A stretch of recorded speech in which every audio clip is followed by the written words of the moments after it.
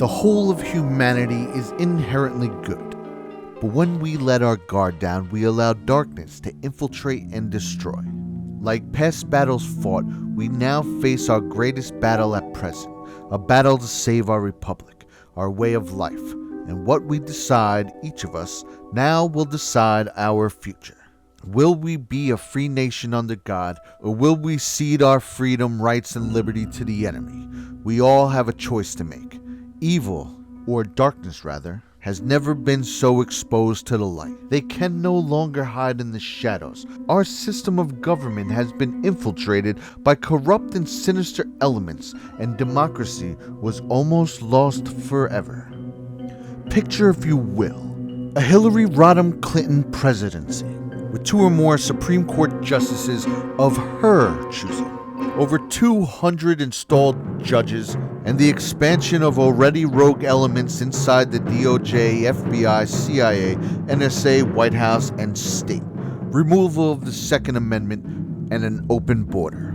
America for sale to the highest bidder, may it be China, Russia, Iran, or Syria.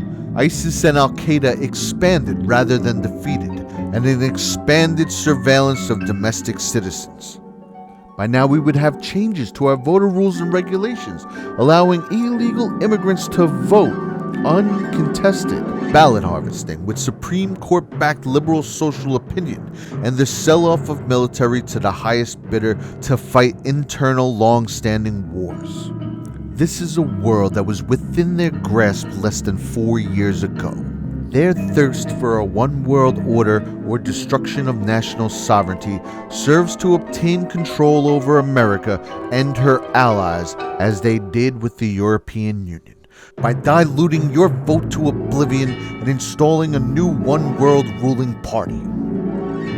The start of this concept began with organizations such as the World Health Organization, World Trade Organization, the United Nations, the ICC, NATO, and many more. All were meant to weaken the United States of America, very much like how they formed the European Union, through the con that they were under constant threat of close proximity attacks, and that an attack on one is an attack on all. Through fear sold to the general public, they were able to create the control apparatus that is the European Union, where each member nation ceded sovereignty to Brussels. Now each member must implement European Union rules and regulations in all areas, specifically immigration, currency, and overall control. This is the archetype of what they aim to do in this country, and a warning to be heeded by all. Their thirst to remove your ability to defend yourself serves to prevent an uprising to challenge their control. There is a fundamental reason why our enemies dare not attack our borders: armed citizenry.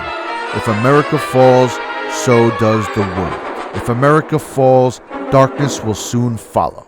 Only when we stand together, only when we are united, can we defeat this highly entrenched dark enemy. Their power and control relies heavily on an uneducated population, a population that trusts without individual thought, a population that obeys without challenge, a population that remains outside of free thought and instead remains isolated, living in fear inside of the closed-loop echo chamber of the controlled mainstream media. This is not a tale of politics. This is about preserving our way of life and protecting the generations that follow. We are living in biblical times. Children of light versus children of darkness, united against the invisible enemy of all humanity. Signed, Q.